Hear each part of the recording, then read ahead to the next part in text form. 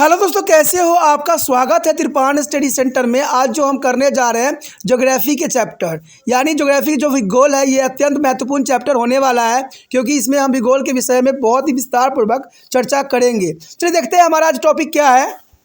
उत्तरी जो है मैदानी का निर्माण कैसे हुआ। देखिए दोस्तों, ये क्वेश्चन कई मायने में अत्यंत महत्वपूर्ण रखता है, जो कि पहला क्वेश्चन है। देखिए पहला क्वेश्चन जो हमने उठाया है, ठीक है, भारत की जो है भौगोलिक विशेषताओं के बारे में, जो कि ज्योग्राफी का 9th क्लास का जो सेकेंड चैप्टर है, काफ़ी महत्वपूर्ण है और एग्जाम में ये क्वेश्चन जरूर यहाँ पर काफ़ी महत्व रखता है कि उत्तरी मैदान का निर्माण कैसे हुआ।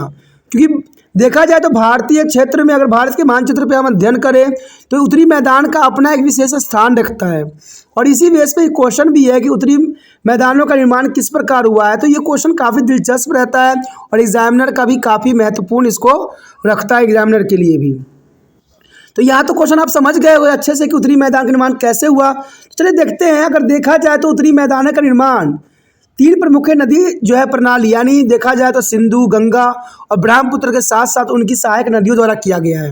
यानी उत्तरी मैदान का जो है निर्माण हुआ है, तो इसमें काफ़ी महत्वपूर्ण भूमिका जो है सिंधु, गंगा और ब्रह्मपुत्र के साथ साथ उनके सहायक नदी जो इनके सहायता के लिए हमेशा तत्पर रहती हैं। इन मैदानों का निर्माण जलोढ़ मिट्टी से हुआ है। यानी देखा जाए तो ये मैदानों का जो निर्माण हुआ है जलोढ़ मिट्टी। जलोढ़ मिट्टी आपको पता होना चाहिए कि काफ़ी महत्वपूर्ण होती है कृषि के लिए। कहते हैं लाखों वर्षों में हिमालय की जो है तलछटी में स्थित एक विशाल बेसिन में जलोढ़ के निष्पेषण से इन उपजाऊ मैदान का निर्माण किया गया है। और कहते हैं उसके पश्चात पानी की आपूर्ति और अनुकूल जलवायु के साथ समृद्ध मिट्टी के आवरण के साथ यह कृषि की दृष्टि से भारत का एक बहुत ही उत्पादक हिस्सा रहा है। आपको पता है जिस प्रकार हम उत्तरी मैदान की बात कर रहे हैं तो इसमें पंजाब क्षेत्र आता है और यहाँ पर जो है उपजाऊ काफ़ी धरती है और इसका सबसे बड़ा कारण है जलोढ़ मिट्टी।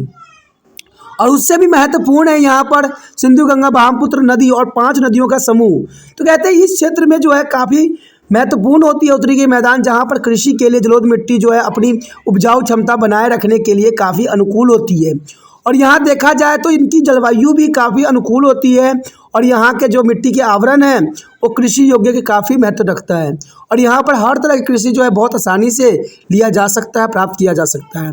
तो ये क्षेत्र जो है उत्तरी मैदान कहते हैं अगर देखा जाए तो कृषि के लिए काफ़ी महत्वपूर्ण रखता है और यहाँ पर सबसे महत्वपूर्ण बात रखती है कि यहाँ पर जो है पानी की सुविधाएं मुहैया रहती है, क्योंकि साल भर ये नदियाँ बहती रहती है और पानी की यहाँ कमी नहीं रहती, जो सिंचाई के लिए बहुत ही महत्वपूर्ण योगदान देता है। यहाँ पर देखा जाए तो बहुत ही छोटा और बहुत ही इंटेलिजेंसी क्वेश्चन आया है हमारे समक्ष कि प्लेट टेक्टोनिक्स के सिद्धांतों से आप क्या समझते हैं। देखिए इस चैप्टर के अंतर्गत अगर हम देखें तो प्लेट टेक्टोनिक्स जो है सिद्धांत वो काफ़ी महत्वपूर्ण क्वेश्चन यहाँ पर रखता है और इस चैप्टर के अंतर्गत भी काफ़ी महत्वपूर्ण क्वेश्चन ये बनता है। कहते हैं अगर देखा जाए तो पृथ्वी वैज्ञानिक ने कुछ सिद्धांतों की मदद से भौतिक विशेषताओं के निर्माण की व्याख्या की है और ये जनरल सी बात है कि भूवैज्ञानिक जो होते हैं, पृथ्वी वैज्ञानिक, वो कुछ ना कुछ विशेषताओं का जो है हमेशा बखान करते ही रहते हैं और नई नई खोज होती रहती है। ऐसा ही एक सिद्धांत है प्लेट टेक्टोनिक्स का सिद्धांत। देखिए ये प्लेट टेक्टोनिक सिद्धांत जो है काफ़ी महत्वपूर्ण रखता है क्योंकि ये हमारे पृथ्वी के आंतरिक रूप से जुड़ा हुआ है और इस सिद्धांत के अनुसार भूपट्टी यानी पृथ्वी के ऊपरी भाग का निर्माण 7 बड़ी और कुछ छोटी प्लेटों से हुई है। ये तो आपने सुना भी होगा कि कभी भी भूकंप आती है तो प्लेटों का ही खिसकती है। यानी हमारे धरती का निर्माण जो है कुछ 7 बड़ी प्लेट है और कुछ छोटे प्लेट भी है और इन प्लेटों के कारण जो है ये पृथ्वी का निर्माण हुआ है और इन प्लेटों में संचलन के लिए परिणाम स्वरूप प्लेटों में भीतर तनाव का निर्माण हुआ है, जिससे हम तह, भ्रम और ज्वालामुखी गतिविधियाँ कहते हैं। यानी देखा जाए तो इसका कारण जो है सबसे बड़ी इंपॉर्टेंट आता है इन प्लेटों के भीतरी तनाव का, वो होते हैं तह, भ्रम और ज्वालामुखी गतिविधियाँ। यानी ज्वालामुखी गतिविधियाँ होगी तो ये प्लेट पे जो है ज़रूर असर पड़ेगा। तो आप समझ गए होंगे यहाँ पर कि प्लेट टेक्टोनिक्स का सिद्धांत क्या है। तो इसमें बहुत ही आसान शब्दों में आप इसको जो है आंसर दे सकते हो कि इस सिद्धांत के अनुसार भूपट्टी यानी पृथ्वी के जो है ऊपरी भाग का निर्माण 7 बड़ी प्लेटों से हुई है। यानी देखा जाए तो पृथ्वी के ऊपरी भाग का जो निर्माण हुआ है 7 बड़ी प्लेटों से हुआ है और यहाँ तक सीमित नहीं है। आप सोचते हो कि 7 प्लेट ही है जो इसका निर्माण हुआ है, नहीं, कुछ छोटे प्लेट भी सम्मिलित है और ये प्लेट काफ़ी महत्वपूर्ण रखते हैं। इन्हीं प्लेटों को खसकने से जो है अर्थक्वेक आते हैं, यानी भूकंप आते हैं, जो जनरली देखने को मिलता है। तो ये प्लेट टेक्टोनिक्स के सिद्धांत जो है काफ़ी महत्वपूर्ण है और इन प्लेटों के संचालन के परिणाम स्वरूप प्लेटों के भीतर तनाव का निर्माण सदैव बना रहता है और इसी कारण जो है ताम्रभस्म और ज्वालामुखी गतिविधियाँ हमें नज़र आती है। यहाँ पर जो तीसरा क्वेश्चन है वो दो रूप में है, ठीक है, 3A और 3B के रूप में है। क्योंकि ये क्वेश्चन सिर्फ आपको पॉइंट व्यू है, इसलिए इसको दो रूपों में कन्वर्ट किया गया है, जो कि काफ़ी महत्वपूर्ण है। कहते हैं इस क्वेश्चन को अगर देखा जाए तो ये छोटा दिख रहा है, लेकिन ये बहुत बड़ा क्वेश्चन है। एग्ज़ाम में जो है ये आपको 6 मार्क्स में भी आ सकता है, तो इसलिए आपको सोचने वाली बात नहीं है, सिर्फ पॉइंट व्यू यहाँ बताया गया है। एग्जाम में आ सकता है कि भारत के प्रमुख भौगोलिक क्षेत्रों के नाम लिख के विस्तार पूर्वक चर्चा करें या इनके क्षेत्रों पर जो है प्रकाश डालिए। तो कैसे भी क्वेश्चन हो सकते हैं, तो आप इसी पॉइंट के अंतर्गत आपने हिमालय के बारे में जो है पूरे विस्तार से बताना है और हम आने वाले क्वेश्चन में हिमालय की विशेषता के साथ हर चीज़ की विशेषता के बारे में विस्तार पूर्वक चर्चा करेंगे। तो ये क्वेश्चन सिर्फ पॉइंट व्यू है, तो ये नहीं सोचिएगा कि बहुत छोटा क्वेश्चन है। ये क्वेश्चन बहुत बड़ा है और इसके रिगार्डिंग बड़े बड़े क्वेश्चन ही आते हैं। त्रिपाण स्टडी सेंटर ने इस क्वेश्चन को इसलिए लिया क्योंकि ये प्रमुख क्वेश्चन में से माना जा सकता है। तो इसमें क्वेश्चन यही है कि भारत के प्रमुख भौगोलिक क्षेत्रों के नाम, यानी देखा जाए तो भारत के प्रमुख भौगोलिक क्षेत्र कौन कौन से हैं, तो ये काफ़ी महत्वपूर्ण है। इसमें आपको साधारण रूप में देखा जाए तो एक पहला तो आता है हिमालय पर्वत। हिमालय पर्वत जो है प्रमुख भौगोलिक क्षेत्र है। उसके बाद है उत्तरी मैदान, यानी उत्तर क्षेत्र में जितने भी मैदान आते हैं उत्तरी मैदान के अंतर्गत आते हैं। उसके पश्चात आता है प्रायद्वीपीय पठार। देखिए प्रायद्वीपीय पठार भी काफ़ी महत्वपूर्ण यहाँ पर रखता है स्थान, और भारतीय मरुस्थल तो है ही है, और ये राजस्थान के साइड प्रेजेंट है भारतीय मरुस्थल, जो कि काफ़ी अपनी विशेषताओं के साथ बना हुआ है। उसके बाद है तटीय मैदान। तटीय मैदान का भी अपना एक विशेष महत्व रखता है। उसके बाद है द्वीप। तो ये काफ़ी महत्वपूर्ण क्वेश्चन था 3A। अब देखते हैं हमारा 3B। दोस्तों यहाँ पर जो शिवालिक पर्वत के बारे में बताया गया है, ठीक है, शिवालिक पर्वतमाला भूकंप के प्रति संवेदनशील क्यों है, ये कई बार क्वेश्चन बन जाता है, इसलिए इसको जो है दिया गया है बी पार्ट में 3B में कि शिवालिक पर्वत में भूकंप के प्रति संवेदनशील क्यों होती है। जर्नली भाषा में अगर आपको बताया जाए तो आपको पता है कि शिवालिक पर्वत का जो है तनाव के कारण निर्माण हुआ है, यानी शिवालिक पर्वत में काफ़ी तनाव हुआ। धीरे धीरे ये मैदान क्षेत्र था, लेकिन जैसे जैसे तनाव बढ़ता गया, प्लेट जो है इकट्ठे होते गए, तो ये शिवालिक पर्वत का निर्माण हुआ। तो जनरल सी बात है, जब इसकी निर्माण प्लेटों से हुई है तो भूकंप की संभावना जो है संवेदनशील होना स्वाभाविक बात है। इसलिए यहाँ इस क्षेत्र में जो है भूकंप आए दिन देखने को मिल ही जाता है। तो ये काफ़ी महत्वपूर्ण है, इसलिए इसको संवेदनशील का नाम दिया गया है। तो आप समझ गए होंगे ना कि शिवालिक पर्वतमाला भूकंप के प्रति संवेदनशील क्यों है।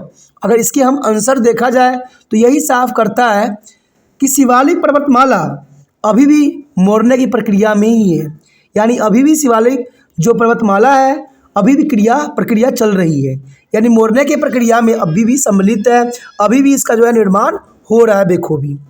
और यह जो है असंपिंडित सेल सामग्री द्वारा निर्मित हिमालय की सबसे नवीन श्रेणी है, यानी देखा जाए तो ये न्यू फॉर्मिड श्रेणियों में से एक है, और इसलिए ये पर्वतमाला भूकंप और जो भूस्खलन से ग्रस्त रहती है।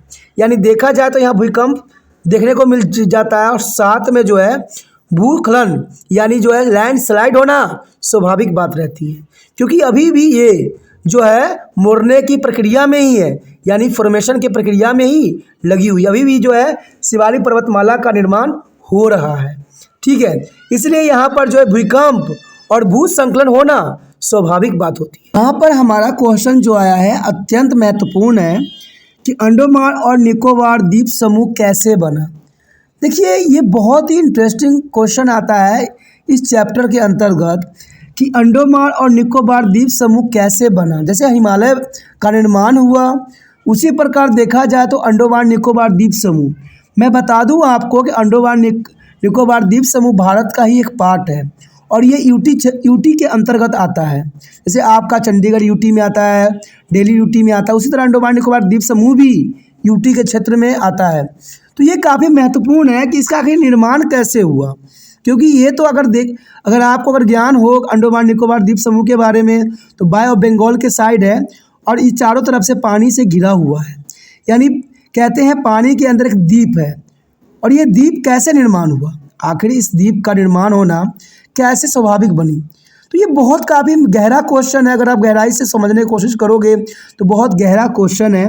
कहते हैं अंडमान निकोबार द्वीप समूह में पहले अपराधियों को भेजा जाता था जो कि काफ़ी खतरनाक अपराधी हुआ करते थे, क्योंकि वहाँ से उनको भागने का कोई भी मौका प्राप्त नहीं होता था, क्योंकि चारों तरफ से पानी से घिरा हुआ होता था। इसे अगर जनरली लैंग्वेज में आपने कभी सुना भी होगा तो इसे काला पानी के नाम से पहले जाना जाता था। ठीक है, अगर आप अपने दादा परदादा मम्मी पापा से पूछिएगा कि काला पानी किस क्षेत्र का नाम है, तो वो साफ इसके बारे में बताएंगे और समझाने की कोशिश भी करेंगे। तो देखा जाए तो अंडमान निकोबार द्वीप समूह पानी से घिरा हुआ क्षेत्र है, लेकिन सबसे बड़ा प्रश्न यही उठता है कि आखिर अंडमान निकोबार द्वीप समूह का निर्माण हुआ किस तरह, इसके लिए कौन से फैक्टर थे, कौन से कारक थे जो इसके निर्माण के लिए उत्तरदायी थे। तो ये बहुत काफ़ी महत्वपूर्ण क्वेश्चन है। यहाँ पर अगर हम इसके आंसर की बात करें तो ये साफ हो जाता है कि ऐसा माना जाता है कि ये द्वीप बंगाल की खाड़ी में पनडुब्बी पर्वतों का एक ऊंचा हिस्सा है। अब देखिए कितना इंटेलिजेंट यहाँ पर आंसर आया कि ऐसा माना जाता है कि ये द्वीप बंगाल की खाड़ी में पनडुब्बी पहाड़ों का एक ऊंचा हिस्सा है। अब सोचिएगा पनडुब्बी पहाड़ें होती क्या है, तो ये बहुत काफ़ी दिलचस्प बात यहाँ पर रखता है कि द्वीप समूह की खाड़ी में देखिए पनडुब्बी पहाड़ें, यानी पहले डूबी हुई थी ये पहाड़ें, लेकिन क्या हुआ किसी कारणवश, किसी रीजनवश वो धीरे धीरे ऊपर की तरफ आने लग गई। ठीक है, तो ये बहुत काफ़ी महत्वपूर्ण रखता है। ये पनडुब्बी पहाड़ें जो थी धीरे धीरे एक ऊंचा हिस्सा के रूप में हमारे समक्ष आई और इस वजह से जो है इस द्वीप का निर्माण हुआ। कहते हैं वो एक जलमग्न या पनडुब्बी पहाड़ी श्रृंखला में स्थित है और संभवतः ज्वालामुखी विस्फोट से बने होती हैं। यानी देखा जाए तो इस बात से आप जो है कभी भी इनकार नहीं कर सकते कि ऐसे बहुत से द्वीप समूह हैं जो अभी भी पनडुब्बी पहाड़ के रूप में जो है जल के अंदर समाये हुए हैं और हो सकता है कि आने वाले वक्त में इसका भी निर्माण हो। ऐसे बहुत से आप देखोगे द्वीप जो इसी प्रकार से निर्माण से बने हुए हैं। कहते हैं ज्वालामुखी के विस्फोट से ये बनते हैं और ये काफ़ी महत्वपूर्ण होते हैं। ये एक जलमग्न होते हैं, यानी जल के अंदर डूबे हुए रहते हैं, यही से पनडुब्बी पहाड़ी श्रृंखला के स्थित होते हैं और संभवतः ये ज्वालामुखी विस्फोट से ही बनते हैं। यानी आप समझ गए होंगे कि पनडुब्बी पहाड़ जो होते हैं वो निकलते हैं। और ये पनडुब्बी पहाड़ होते क्यों हैं, क्योंकि ज्वालामुखी के विस्फोट के कारण ऐसा होता है। जब ज्वालामुखी विस्फोट होगा तो ये जो है द्वीपों का निर्माण होना स्वाभाविक बन जाती है। अगर हम तीसरे पॉइंट की करें तो ये साफ कर देता है कि कुछ ज्वालामुखी पर्वत अभी भी यहाँ पर सक्रिय हैं, यानी अभी भी कई ज्वालामुखी पर्वत जो है यहाँ पर सक्रिय है, यानी एक्टिव फॉर्म में है और वो आकार में बहुत ही बड़े होते हैं और अपने विभिन्न प्रकार के वनस्पति और जीवों के लिए जाने जाते हैं। तो आपने देखा होगा बहुत से ऐसे आइलैंड हैं जो ज्वालामुखी के क्षेत्र के अंतर्गत आते हैं और यहाँ पर हर तरह के जीव जंतु वनस्पति आपको पनपते हुए नजर आएंगे। तो अंडमान निकोबार द्वीप समूह कैसे बना, इसके बारे में आपने विस्तार पूर्वक समझ लिया और जान लिया।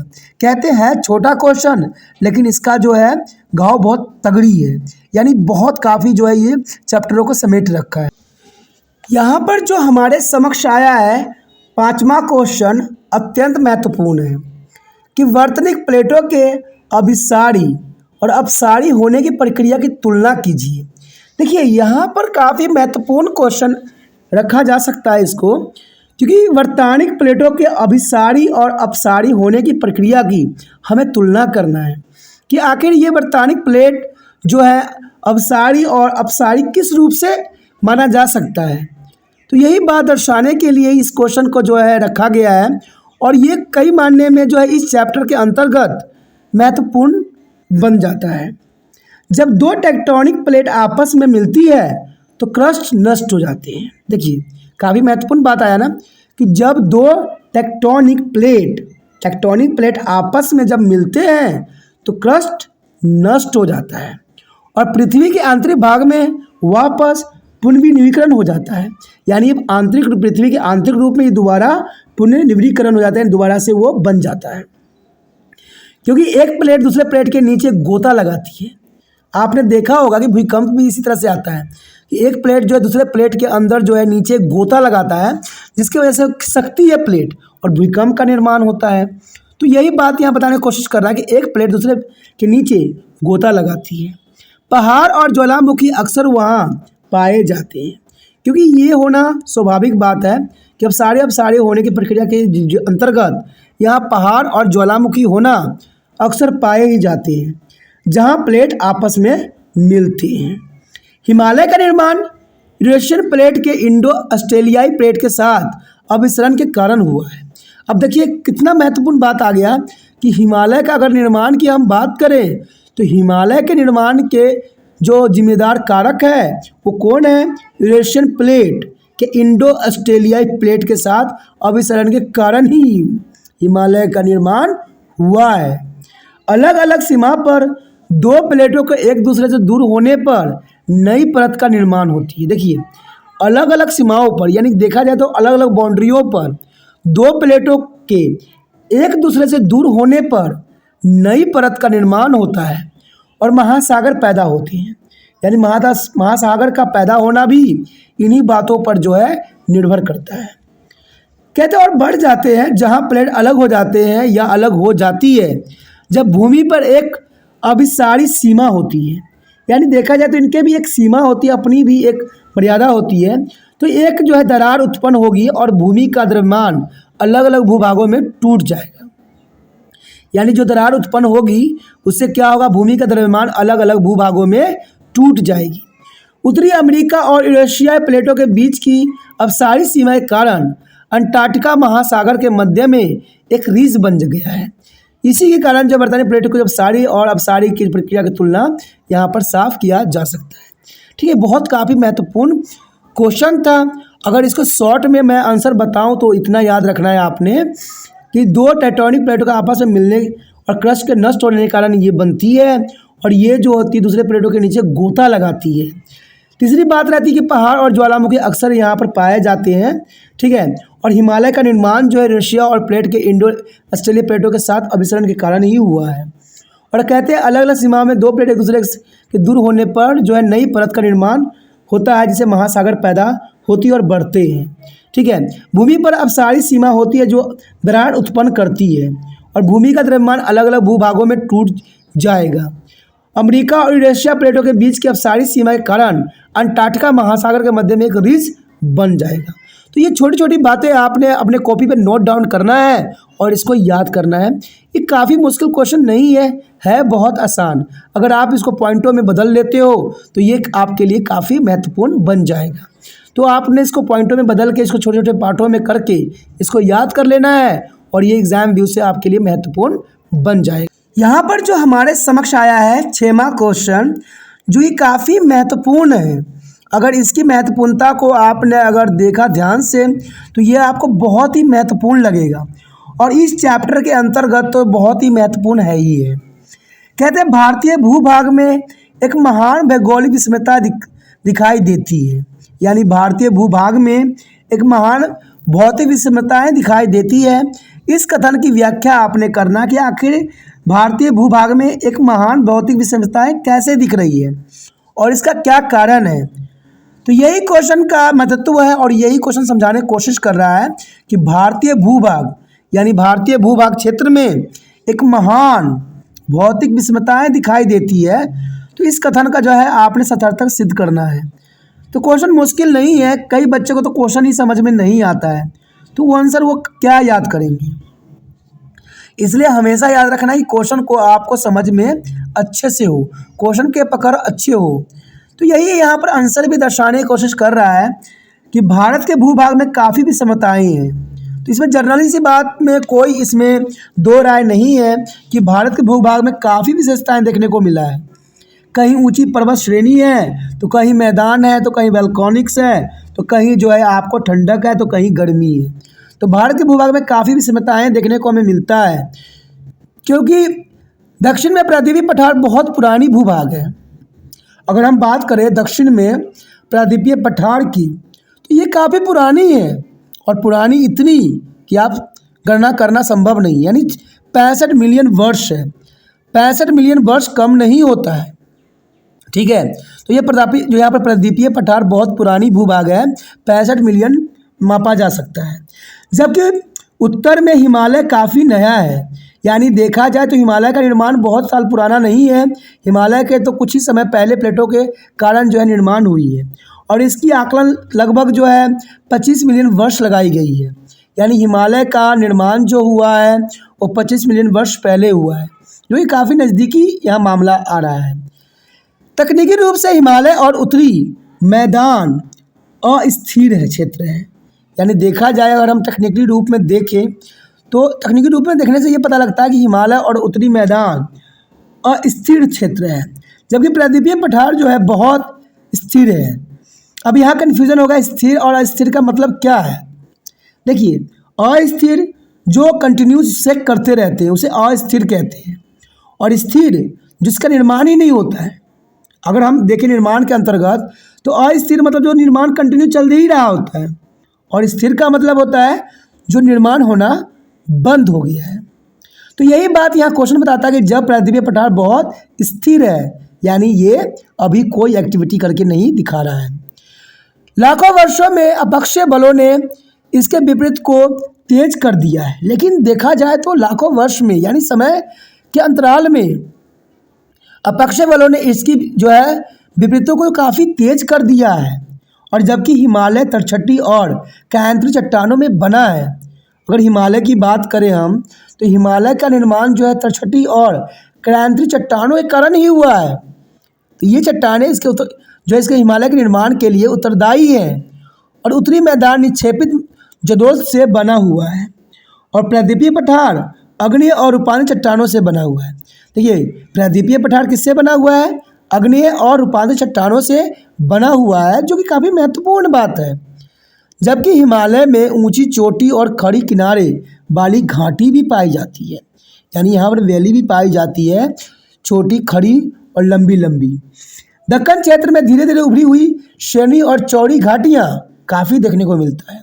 यानी दक्कन क्षेत्र में आप चले जाएं तो वहाँ पर आपको उभरी हुई श्रेणी और चौड़ी घाटियाँ देखने को मिल जाती है, और इस प्रकार भारतीय भूभाग में एक महान भौतिक विषमताएँ देखी जाती है। तो आप समझ गए होंगे कि एक महान भौतिक विषमताएँ क्या होती है। हमने यहाँ पर क्वेश्चन में हर क्षेत्र के विषय में कुछ नए जानने को हमें मिला। तो यही विषमताएँ हैं, कहते हैं हम विशेषताओं की बात कर रहे हैं, उनकी विषमताओं की बात कर रहे हैं कि भारत के भूभाग में काफ़ी विषमताएँ इन्हीं कारणों से है।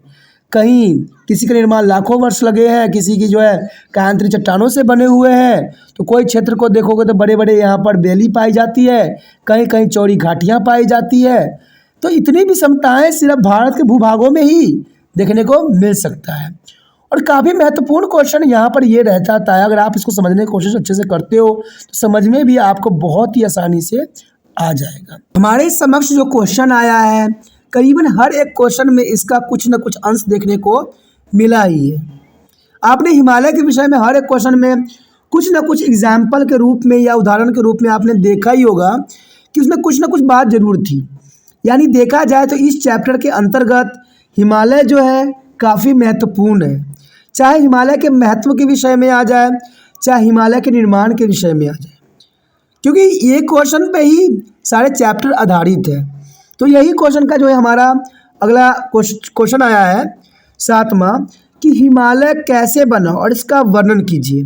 आखिर देखा जाए तो हिमालय कैसे बना और इसके बनने में कौन कौन से कारक जो थे उत्तरदायी है। तो ये जानना हमारे लिए काफ़ी दिलचस्प रहेगा कि ये सारे क्वेश्चनों में अपना एग्जाम्पल के तौर पे था, और आप अभी जो है खुद का एक क्वेश्चन है। तो हिमालय कैसे बना, कहते हैं अगर देखा जाए पहले पॉइंट से हम स्टार्ट करें तो कहते हैं भारत का सबसे पुराना भूभाग प्रायद्वीपीय भाग यानी गोंडवाना भूमि का एक हिस्सा था। यानी देखा जाए तो भारत का सबसे पुराना भूभाग प्रायद्वीपीय भाग था, इसको हम गोंडवाना भूमि के नाम का हिस्सा भी कह सकते हैं। गोंडवाना भूमि में भारत, ऑस्ट्रेलिया, अफ्रीका और दक्षिण अमेरिका एक ही भूभाग के रूप में शामिल थे। तो आपके समक्ष ये क्वेश्चन आ गया होगा प्रश्न कि भाई जब गोंडवाना भूमि के अंतर्गत भारत, ऑस्ट्रेलिया, अफ्रीका, दक्षिण अमेरिका एक ही भूभाग थे, तो आज इतने दूर क्यों है? दोस्तों आपको पता होना चाहिए कि पहले ये सारे के सारे आपस में चिपके हुए थे, लेकिन जैसे प्लेट में आपको पता खिसकाव आती है तो पानी की दरारें पड़ जाती है और ये धीरे धीरे जो है सभी अलग दूर थलग चले गए। तो ये आपको साफ समझ में रहना चाहिए कि पहले ये सभी एक ही पार्ट हुआ करते थे। यानी पहले के समय में देखा जाए तो कोई अधिक दूर भारत नहीं था, अमेरिका नहीं था, ऑस्ट्रेलिया नहीं था, सब एक ही साथ हुआ करते थे। लेकिन समय बीतते हुए सब कुछ जो है बदलाव होते गया और इनके जो है प्लेटों में दरार आती गई और ये जो थे एक पार्ट से दो पार्ट में कन्वर्ट हो गया। और इसका सबसे अच्छा एग्जाम्पल आने वाला समय में भी है और अभी हो भी रहा है, कई जगह देखने को मिला है। अगर मानचित्र देखोगे तो मानचित्र में काफ़ी बदलाव आ गया है। जो सैटेलाइट से तस्वीर ली जा रही है उसमें काफ़ी बदलाव देखने को नज़र मिल सकता है। तो ये सब ऐसे ही होता है। कहते हैं संवहन धाराएं कास्ट को इस टुकड़ों में विभाजित करती है, जिससे गोंडवाना भूमि से उत्तर की ओर अलग होने के बाद इंडो ऑस्ट्रेलिया प्लेट के बहाव होता है, यानी ये बह जाता है। यानी संवहन धाराएं क्रस्ट की कई टुकड़ों में जो है विभाजित कर देती है। जैसे मैंने भी बताया आपको कि ये कई टुकड़ों में विभाजित हो जाती है। जैसे गोंडवाना भूमि के उत्तर की ओर अलग होने के बाद इंडो ऑस्ट्रेलिया प्लेट का जो है बहाव हो जाता है। उत्तर की ओर बहाव के परिणाम स्वरूप प्लेट बहुत बड़ी यूरेशिया प्लेट से टकरा गई। यानी देखा जाए तो उत्तर की बहाव के कारण बहुत जो है यूरेशिया प्लेट से टकरा गई और इस टक्कर के कारण टैसिस के नाम से जानी जाने वाली जुलोस्काई में जमा हुई और सारी चट्टानें मुड़कर पश्चिम एशिया और हिमालय की पर्वतीय प्रणाली बन गई। यानी देखा जाए जो ये टकराव हुई ये बहुत काफ़ी जो है तगड़ी टकराव थी और जिसके कारण जो है जिसके अवसादी चट्टानों में जो मुड़ गई और पश्चिम एशिया हिमालय की पर्वतमाला प्रणाली बन गई। यानी टकराव के कारण ही जो है हिमालय पर्वत का निर्माण हुआ है। हिमालय उच्च चोटी, गहरी घाटियाँ और तेज बहने वाली नदियों के साथ एक युवा संस्कृति का जो है प्रतिनिधित्व करती है। यानी देखा जाए तो हिमालय का जो है काफ़ी समय अवधि नहीं हुई है, 50 मिलियन ही मापी गई है इसको। तो 25 मिलियन मापी गई है, 50 नहीं, ठीक है। तो 25 मिलियन कोई काफ़ी टाइम अधिक नहीं होता है, इसलिए इसको जो है युवा संस्कृति कहा जाता है। हमारा अगला क्वेश्चन जो है एर्थ काफ़ी महत्वपूर्ण है। कहते हैं एर्थ क्वेश्चन जो है अपने में ही महत्वपूर्ण है क्योंकि इसमें बहुत साफ क्वेश्चन है कि भारत के उत्तरी मैदान का जो है आपने वर्णन करना है। हम भारत के उत्तरी मैदान के विषय में चर्चा करते ही जा रहे हैं, तो उत्तरी मैदान के बारे में हम और जानना हमारे लिए बहुत दिलचस्प रहेगा कि भारत के उत्तरी मैदान का किस प्रकार फैलाव है और इसका क्या खासियत है।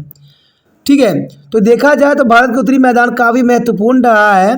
ठीक है, चाहे विदेश से आने वाले व्यक्ति हो, चाहे यहाँ के उपजाऊ क्षमता की बात करें, तो उत्तरी मैदान जो है अपनी विशेषताओं के लिए जाना जाता है।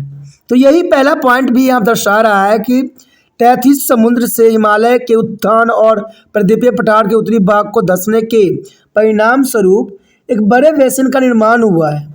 यानी देखा जाए टैथिस समुद्र से और हिमालय के उत्थान और प्रायद्वीपीय पठार के उत्तरी भाग को धंसने के फलस्वरूप एक बहुत बड़े जो है बेसिन का निर्माण हुआ है और समय के साथ यह अवसाद धीरे धीरे उत्तर में पहाड़ों से बहने वाली नदियों के तलछट के जमाव से बढ़ गया है। अब देखिए यहाँ अवसाद बताया गया है। अब कंफ्यूज हो गए कि अवसाद होती क्या है। अवसाद का मतलब होता है दोस्तों कि कभी भी पानी की जब लहरें चलती है तो अपने साथ अवसाद लेके चलती है। यानी अगर आप देखोगे तो जब पानी की तेज हवाएं चलती है, तेज लहरें चलती है, तो अपने साथ जो है मिट्टी के गाढ़ा मिट्टी भी लेके चलती है, जिसे अवसाद का नाम दिया जाता है। और इस अवसाद के साथ मिट्टी तो होती है प्लस कूड़े करकट भी होती है। ठीक है, तो यही बात यहाँ अवसाद का अर्थ यहाँ पर बनता है कि बहने वाली नदियों के तलछट के जमाव से भर गया है और कहते हैं उपजाऊ उत्तरी मैदान का निर्माण हुआ है। यानी देखा जाए तो एक बात आपने कभी सुना भी होगा कि जब बाढ़ आती है और बाढ़ के बाद जब वहाँ पर खेती की जाती है तो वो भूमि जो है काफ़ी उपजाऊ हो जाती है। तो ये बात काफ़ी महत्वपूर्ण बात रखती है क्योंकि ये मिट्टी बह के जो आती है उपजाऊ क्षमता से भरपूर होती है। और उत्तरी मैदान में ऐसा ही उत्तरी मैदान का निर्माण भी हुआ है कि उत्तरी मैदान में जो है कहते हैं पहाड़ों से जो गिरने वाली नदियाँ जो है ऊपर से गिरती है और नीचे के क्षेत्र में जो है आके जम जाती है और जिसके कारण क्या होता है यहाँ पर जो है उपजाऊ उत्तरी मैदान का निर्माण हो जाता है। और इसीलिए उत्तरी मैदान जो है इतना काफ़ी महत्वपूर्ण रहता है कि पहाड़ों से आने वाली जो अवसादें होते हैं उत्तरी मैदान क्षेत्र में बिछ जाती है और ये कृषि के लिए बहुत काफ़ी अनुकूल रहती है। कहते हैं अगली पॉइंट की हम बात करें तो ये साफ होता है कि वे जो है 7 लाख वर्ग किलोमीटर के क्षेत्र में फैले हुए हैं। यानी उत्तरी मैदान की हम बात करें तो 7 लाख वर्ग किलोमीटर के क्षेत्र में फैला हुआ है। मैदान लगभग जो है 2400 किलोमीटर लंबा है। 2400 किलोमीटर लंबा होना कहते हैं आम नहीं है। अगर बात करें इसकी चौड़ाई की तो चौड़ाई जो है 240 से लेकर 230 किलोमीटर तक है, जो कि इसकी चौड़ाई भी काफ़ी हद तक अधिक है। अगर हम अगले पॉइंट की बात करें तो ये साफ कर देता है कि एक घनी आबादी वाला गहन खेती वाला क्षेत्र है। यानी भारत के उत्तरी मैदान देखा जाए तो ये घनी आबादी वाले क्षेत्र है। और आपको पता है घनी आबादी क्षेत्र कहाँ बसता है, जहाँ पर उसको हर चीज़ की सुविधाएं जो है सुचारू रूप से प्राप्त हो। तो उत्तरी मैदान इन्हीं कारणों से जो है काफ़ी घनी आबादी वाली क्षेत्र है और यहाँ पर जो है गहन खेती भी किया जाता है। कहते हैं उत्तरी मैदान से जो है पूरा भारत को जो है खाने के पदार्थ मिलते हैं, तो इसमें कोई दो राय नहीं है। इसके पर्याप्त जल, समुद्री और अनुकूल जलवायु के साथ यह कृषि की दृष्टि से भारत का एक बहुत ही जो है उत्पादक हिस्सा रहा है। यानी उत्तरी भारत के मैदान जो है यहाँ पर अनुकूल जलवायु के साथ होने से और जल आपूर्ति के कारण यह जो है कृषि के दृष्टि से भारत का एक बहुत ही महत्वपूर्ण क्षेत्र है और यहाँ पर जो है कृषि योग्य हर सुविधाएं जो है उचित मात्रा में विद्यमान रहता है।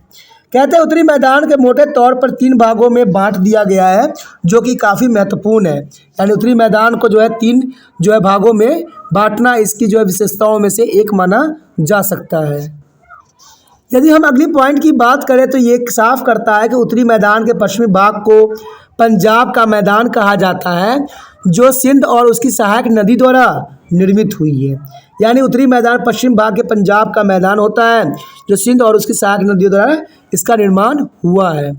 गंगा का मैदान घाघर और तीस्ता नदी के बीच में फैला हुआ है, जो कि हरियाणा, दिल्ली, यूपी, बिहार, पश्चिम बंगाल राज्यों में फैला हुआ है।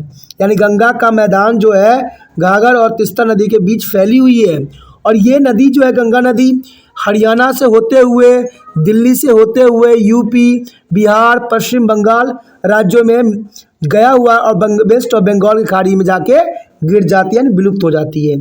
तो ये काफ़ी महत्वपूर्ण बात रखता है। कहते हैं ब्रह्मपुत्र का मैदान जो है गंगा के मैदान से पूर्व में स्थित है और इसे असम और अरुणाचल प्रदेश के क्षेत्र में भी शामिल है। तो ये काफ़ी महत्वपूर्ण बात रखता है कि ब्रह्मपुत्र का मैदान गंगा के मैदान से पूर्व में स्थित है और इसमें असम और अरुणाचल प्रदेश के क्षेत्र भी सम्मिलित है। 9th क्वेश्चन जो है काफ़ी महत्वपूर्ण है। क्वेश्चन यही है कि गंगा के मैदान की प्रमुख विशेषताओं को आपने संक्षिप्त व्याख्या करना है कि गंगा का मैदान जो है आखिर किस विशेषताओं के लिए जाना जाता है।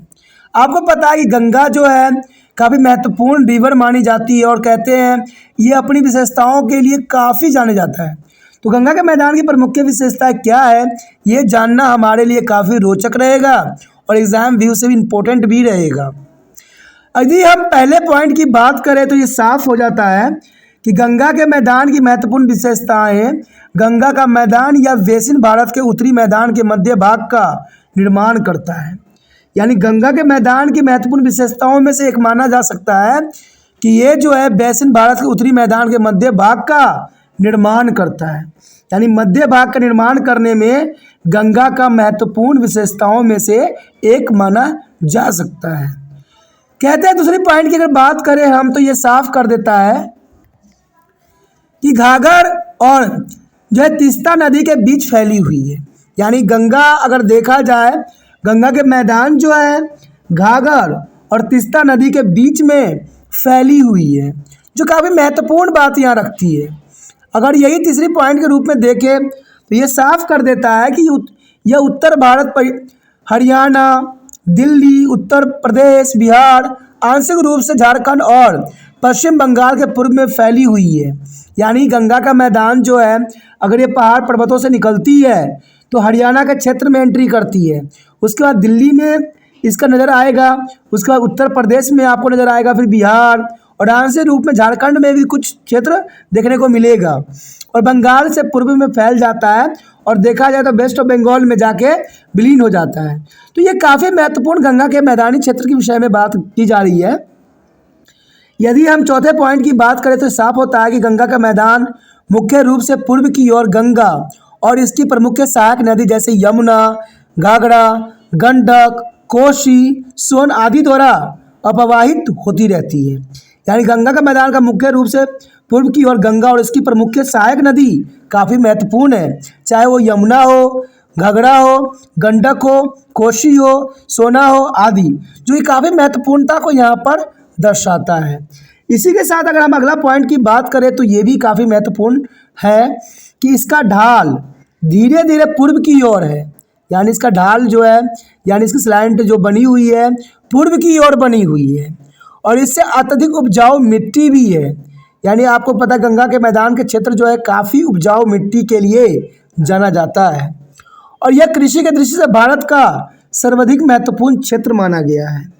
यानी इसलिए महत्वपूर्ण माना जाता है कि ऊपरी क्षेत्र से जो उपजाऊ मिट्टी होती है गंगा जो है अपने साथ लेके आती है और ये मैदानी क्षेत्र में फैल जाती है और जिसकी वजह से यहाँ पर कृषि जो है काफ़ी महत्वपूर्ण बना देता है।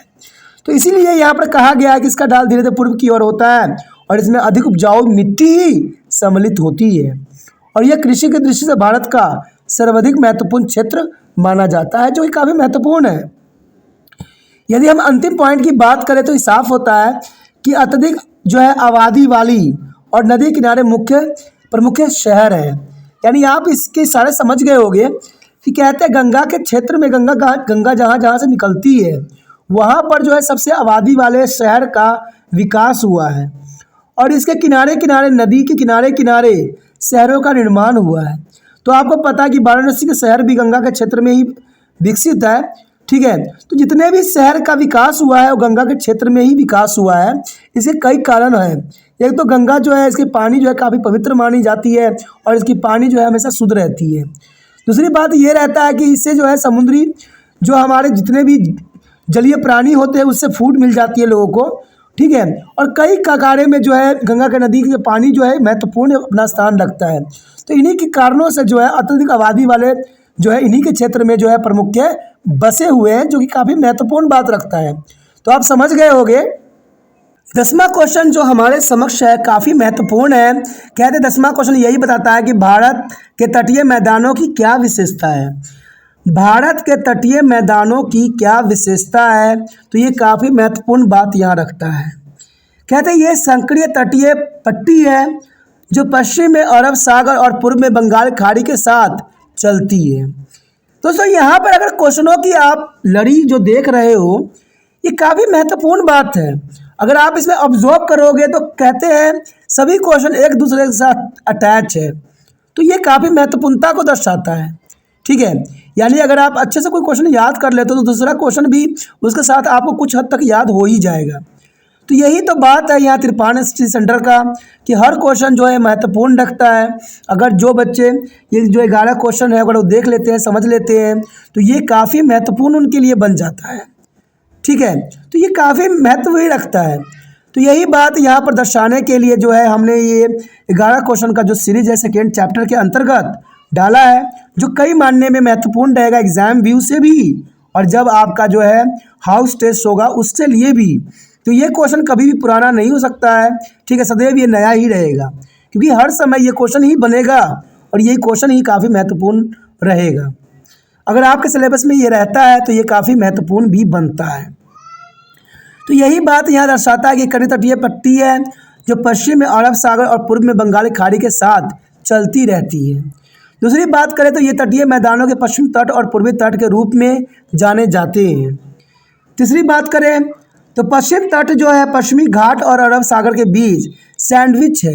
यानी देखा जाए तो पश्चिमी तट और पश्चिमी घाट और अरब सागर के बीच सैंडविच है। यह एक संकरा मैदान है और इसके 3 खंड हैं। संकरा मैदान मतलब तंग मैदान और इसको एक भाग नहीं 3 भागों में विभक्त किया गया है। तट के ऊपरी भाग को कोंडकण कहते हैं, मध्य भाग को कन्नड़ के मैदान कहते हैं और दक्षिण भाग को मल्लेवार तट मैदान कहा जाता है। तो आप समझ गए होंगे कि इसके 3 खंड किस रूप में यहाँ विद्यमान है। कोनकान के रूप में है, कर्नाटक के रूप में है और जो है मलबार के रूप में है। बंगाल की खाड़ी किनारे का मैदान चौड़ा और समतल है। ये भी काफ़ी महत्वपूर्ण बात यहाँ दर्शाता है कि भारत के तटीय मैदान काफ़ी विशेषता इसलिए रखता है कि बंगाल खाड़ी के किनारे का मैदान जो है काफ़ी चौड़ा और समतल है। कहते हैं उत्तरी भाग में इसी उत्तरी सर्कस तथा दक्षिण भाग को जो है कोरोमंडल तट भी कहते हैं। यानी उत्तरी भाग में इसे उत्तरी सर्कस तथा दक्षिण भाग में इसको कोरोमंडल के नाम से भी जाना जाता है, जो कि काफ़ी महत्वपूर्ण बात यहाँ आता है। महानदी गोदावरी, कृष्णा और कावेरी जैसी बड़ी नदियाँ पूर्वी तट पर विस्तृत डेल्टा बनाती है। देखिए डेल्टा बनाती कौन कौन से हैं? महानदी, गोदावरी, कृष्णा और कावेरी जैसी बड़ी नदियाँ जो है पूर्वी तट पर जो है विस्तृत डेल्टा का निर्माण करती है, जो कि काफ़ी महत्वपूर्ण बात है यहाँ पर रखता है। अगर हम आखिरी पॉइंट की बात करें तो ये साफ कर देता है कि चिल्का झील भी पूर्वी तट पर स्थित है और यह भारत के सबसे बड़े खारे पानी की झील है। देखिए चिल्का झील जो है दोस्तों वो सबसे बड़ी खारे पानी की झील है, यानी इसको हम सॉल्टी रिवर भी कह सकते हैं, यानी सॉल्टी झील भी कह सकते हैं, जो काफ़ी नमक से परिपूर्ण है। यानी चिल्का झील जो है ये पूर्वी तट पर स्थित है और यह भारत की सबसे बड़ी खारे पानी की झील माना जाता है, जो कि काफ़ी महत्वपूर्ण बात यहाँ पर रखता है। यहाँ पर जो हमारे समक्ष आया है अंतिम क्वेश्चन 11, जो कि काफ़ी महत्वपूर्ण है। 11 क्वेश्चन देखिए क्या है। कहते हैं हिमालयन युग का क्या महत्व है। आप सोच में पड़ गए होंगे कि हिमालय युग का नाम यहाँ पर क्यों दिया गया। तो हिमालय का महत्व देखिए जैसे इसकी फॉर्मेशन की महत्ता थी, उसी तरह हिमालय के जो है इन क्षेत्रों में क्या उपयोग है वो भी काफ़ी महत्वपूर्ण रखता है और इसका हिमालय का क्या महत्व है। कहते हैं हिमालय में अगर देखा जाए तो हर चीज़ जो है वैसे ही विद्यमान है जैसे हर जगह नहीं हो सकता, क्योंकि हिमालय एक ऐसा कंडीशन है जहाँ पर हर चीज़ को फलने फूलने का पूरा अवसर मिलता है। तो हिमालय यू का मतलब होता है टेक्सल वल्चियाना, यानी यू हिमालयन यू टेक्सस वल्चियाना यानी एक औषधि पौधा है। यानी हिमालयन यू जो है एक औषधि पौधा है जो हिमाचल प्रदेश और अरुणाचल प्रदेश के विभिन्न भागों में पाया जाता है। और इस पेड़ की छाल जो है सुइयों, टहनियों और जड़ों को जो है टेक्सोल नाम का एक रासायनिक यौगिक निकला जाता है और इसे कुछ कैंसर के इलाज के लिए भी सफलतापूर्वक इस्तेमाल किया गया है।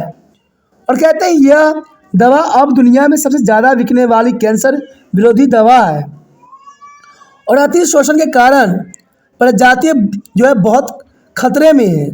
और पिछले 1 दशक में हिमाचल प्रदेश और अरुणाचल प्रदेश के विभिन्न हिस्सों में हजारों नए पेड़ सूख भी गए हैं। तो आप समझ सकते हो कि हिमालयन यू का महत्व इतना इम्पोर्टेंट क्यों है। कहते हैं हिमालय यू जो एक पौधे का नाम है जो काफ़ी महत्वपूर्ण है और ये पौधे जो है कैंसर के इलाज के लिए काफ़ी महत्वपूर्णता भी रखता है। इसका इतना यूज़ होने लगा है कि आज के समय में कहते हैं ये पौधा जो है विलुप्त होने के कगार पे आ गया है। तभी जो है ये क्वेश्चन बहुत काफ़ी महत्वपूर्ण भी रखता है कि ये पौधा जो है हिमालयन यू यानी टेक्सल वैचिलियाना ये कई क्षेत्र हिमाचल प्रदेश और अरुणाचल प्रदेश के क्षेत्रों में ही मिलता है और इसके जो है पेड़ की छाल हो, सुइयाँ हो, टहनियाँ हो, इन सारे से जो है टेक्सोल नाम के एक रासायनिक यौगिक निकलता है जो कैंसर के इलाज के लिए काफ़ी महत्वपूर्ण रहता है। और कहते हैं इसे कैंसर के इलाज में सफलता भी मिल चुकी है और ये दवा अब दुनिया में सबसे ज़्यादा बिकने वाली कैंसर विरोधी दवा के रूप में जाना जाता है। तभी इस पौधे का जो है जीवन अस्तित्व खतरे में पड़ गया है और अति शोषण के कारण जो है प्रजातियाँ बहुत खतरे में, यानी इस जाति के जो पौधे हैं बिल्कुल खतरे के कगार पे आ गए हैं। और पिछले 1 दशक में हिमाचल प्रदेश और अरुणाचल प्रदेश के विभिन्न हिस्सों में हजारों नए पौधे जो है सूख चुके हैं। तो ये काफ़ी हिमालयन यू का महत्व यहाँ पर दर्शाया गया था जो कि काफ़ी महत्वपूर्ण है, ठीक है, और ये एग्ज़ाम व्यू से भी ज़रूरी माना जाता है। अगर आपको ये क्वेश्चन अच्छा लगा, समझ के लिए ज़रूरी भी है, तो इस पेड़ पौधों के जो है संरक्षण में आप जो है एक मुहिम जरूर चलाइए, जरूर जो है त्रिपाण सेंटर के साथ जुड़िए, क्योंकि जब तक ये पेड़ पौधे सुरक्षित नहीं होंगे आने वाला समय में हम बीमारियों से ऐसे ही ग्रस्त रहेंगे। कहते हैं लोग अपने लालच में इस पेड़ पौधों को जो है धनाधन कटाई कर रहे हैं और धनाधन इसको बेच रहे हैं, लेकिन ये ऐसे करने से हमारा आने वाला फ्यूचर सेफ नहीं हो सकता है। इसलिए जितना हो सके इस पेड़ पौधों को जो है संरक्षित प्रदान करने की आवश्यकता है और इसके लिए सरकार को जागने की ज़रूरत है, और सरकार तभी जागेगी जब आप लोग जाग जाओगे, और जागोगे तब जब अच्छे से पढ़ोगे, अच्छे से अंक प्राप्त करोगे, और आप लोगों में से कोई बच्चा जो होगा अच्छा बनेगा और आगे चल के इन चीज़ों को जो है संरक्षण प्रदान करेगा। तो यही तिरपान सेंटर की सबसे बड़ी कामयाबी होगी। अगर आपको ये क्वेश्चन अच्छा लगा, समझ के लिए ज़रूरी था, तो लाइक शेयर सब्सक्राइब जरूर कीजिए। जितना हो सके इस वीडियो को शेयर कीजिए, जिससे दूसरे बच्चों तक भी ये वीडियो पहुंच सके। ठीक है, अगर पहली बार वीडियो देख रहे थे तो चैनल को सब्सक्राइब करके सेव कर लीजिए, जिससे जो है आने वाला समय में आपको जो है वीडियो का नोटिफिकेशन प्राप्त होता रहे।